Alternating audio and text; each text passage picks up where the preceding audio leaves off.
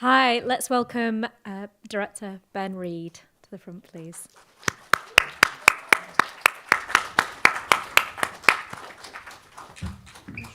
Yeah.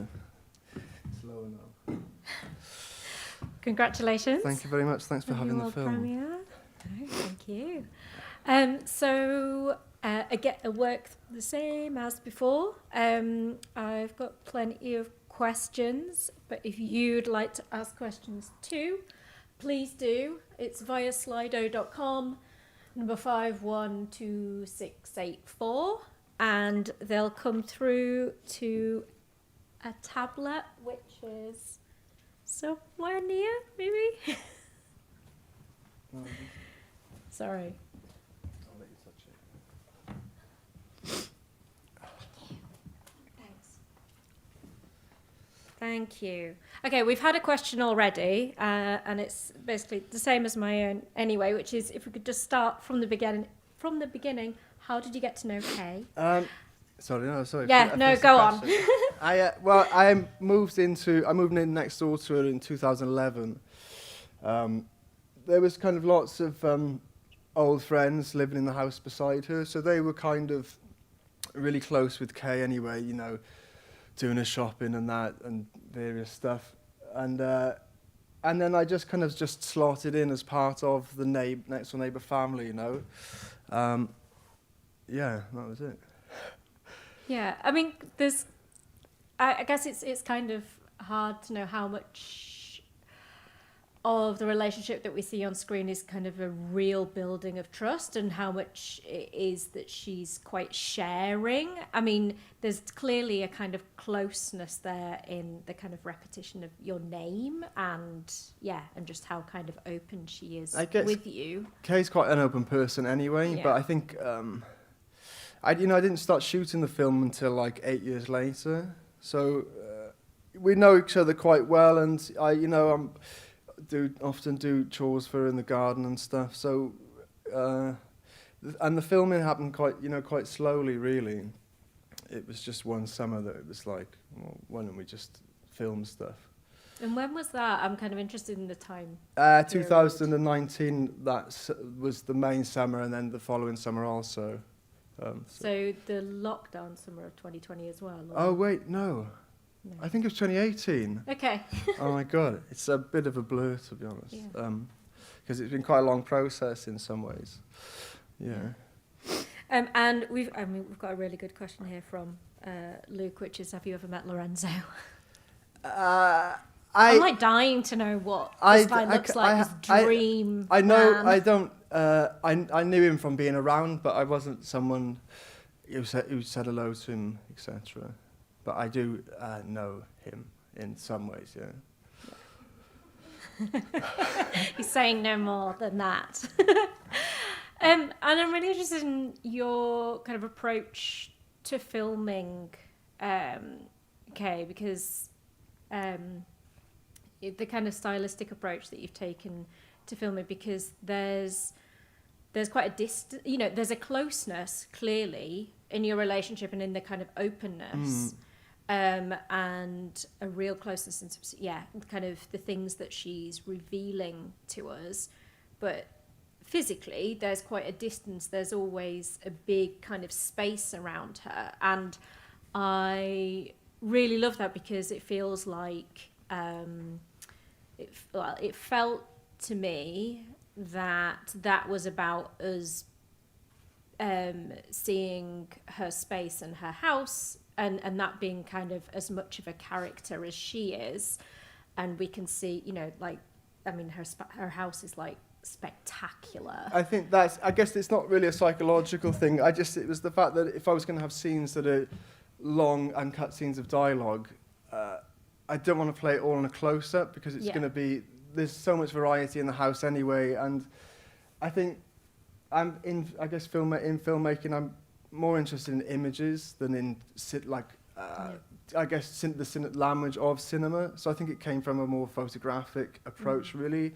And I guess that's the kind of the balance, really, where it is, I guess, a kind of intimate film, but it does have that kind of, super wide shot distance thing, and I think it's not something I really thought about too much. It was more like, let's just frame some great shots and then let's just chat type thing.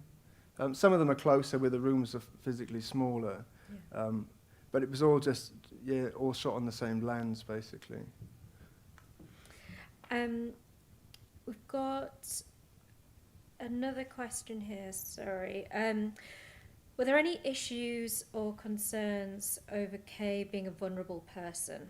Or did you view her as a vulnerable person as well, or did you view her as being empowered in some way? I think this is why it took so long, to be honest, because I was the film is so intimate and so personal anyway, and I think it took me so long to make the decisions, what was okay to talk about, what was okay to put in the edit.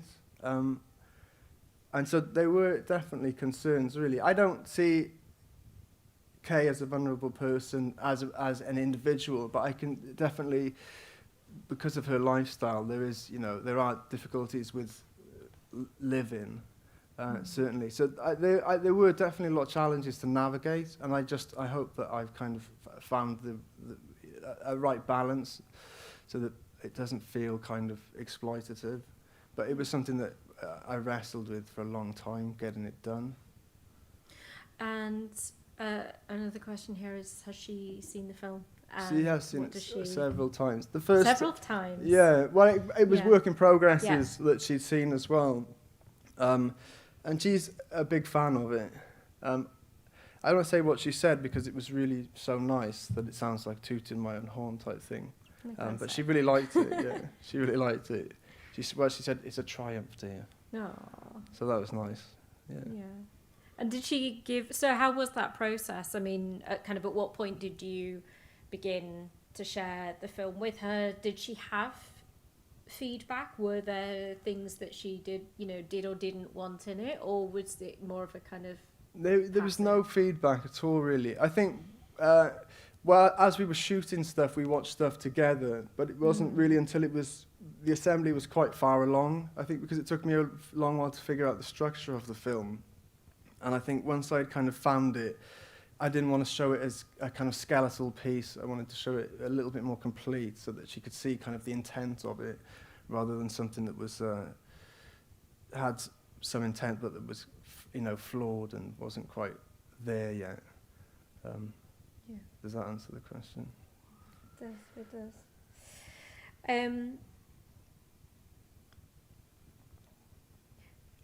Sorry, I've got another question here about why did she wash her hair in the living room? What do you reckon, Ben? There's no answer to that. Actually, she actually just got a shower now, but she still washes her hair in the sink, and because the shampoo gets in her eyes, and I keep saying to her, why don't you just wash your hair in the showers, Kaye? And there's just no answer to it, This is how it's done. It's done in the sink. We've got another question that's something that I was thinking about a lot when I watched it, because I think maybe just because in the process of programming, I've watched many a lockdown film, and I maybe assumed that it was a lockdown film. So we've got a question here about whether or not you feel that the film takes on any kind of new meaning. Like, how do you think we might read it now, in terms of her agoraphobia, and also the kind of conversation that we've just had about how it was shot, where there's the kind of closeness but also the distance. Yeah, it's not something I'd really thought about, but now I think the whole idea of agoraphobia doesn't seem so, I think, foreign to many people, and especially anxiety disorders are kind of like, everyone understands it so much more now as a result. That doesn't answer the question at all, but I have no idea how it takes on a new meaning now, to be honest. I don't know the answer to that. And this is, just from the very little that I've read, this is, quite a departure from your previous work. I guess how do you see this in terms of your kind of body? It is and it isn't. I think, music video work I've done gradually by the end was, really very minimal.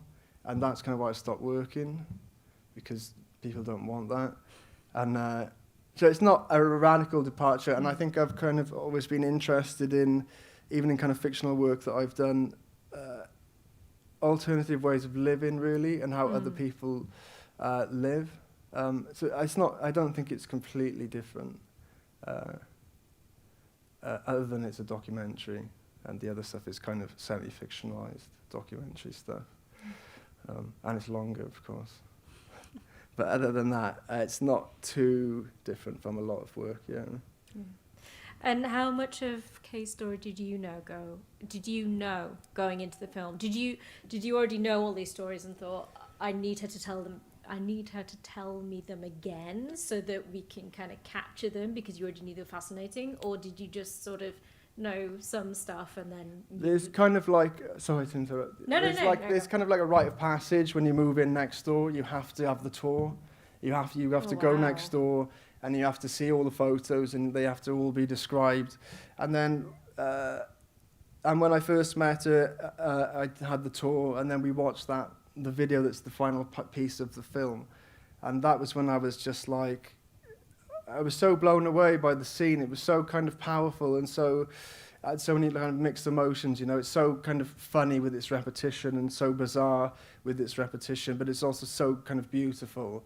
The Andrew Lloyd Webber song over the top, and Mum filming, you know, and how much they share the love of this piece of music. And I was so bowled over by this scene that I just knew it was a great film scene. And then I kind of, a lot of it I knew, you know, and it was just a case of just casual chatting. It was more like as we would chat anyway, you know, except this time we had a camera and I was sat on a little stool. It was the same thing, really. Yeah. Okay. I'm afraid we're going to have to leave it there because we're out of time. But Ben, thank you so much for sharing. Thank you very your much film for programming it. It's been, it was just like such a joy to get to know Kaye through that film. You. So thank you and congratulations. Thank you very much. Thank you. Thanks a lot.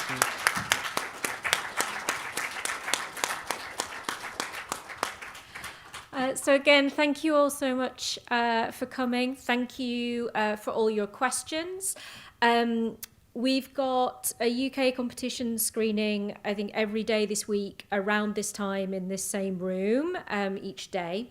So I would really encourage you all to come and check out the rest of the UK competition and also just, to explore what else is in the programme. Our festival director, Cynthia, keeps asking people to take a chance on something that you know nothing about and just to kind of dive into that and see what you think.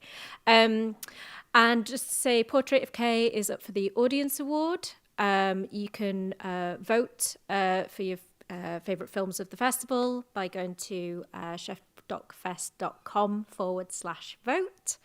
And the Audience Award will be announced along with the other awards and competitions, including UK competition, at the awards ceremony on Saturday evening at Abbeydale Picture House. Again, thank you all for coming. Thanks.